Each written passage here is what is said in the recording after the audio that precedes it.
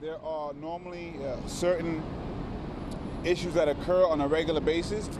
Those issues coincidentally happen in a cluster that doesn't usually happen, and in order to prevent that from being worse, they had to make the decision.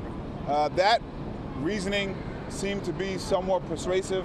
Having just received an in-depth briefing from officials at Con Edison, the often outspoken public advocate Jumaane Williams struck a calmer chord when talking about the heat wave blackouts.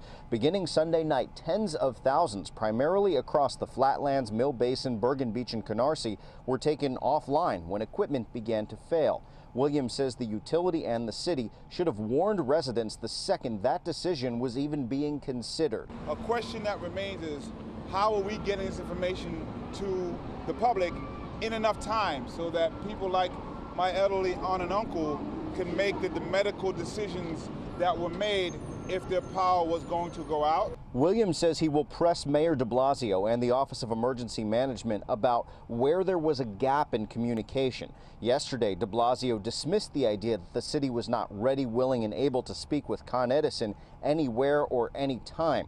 He was also less willing to accept the fact the utility could not do something in the future to prevent this from happening. You can't say we've had two very, very serious problems and we know nothing about how to stop them. We're getting no assurances they won't happen again. That's unacceptable.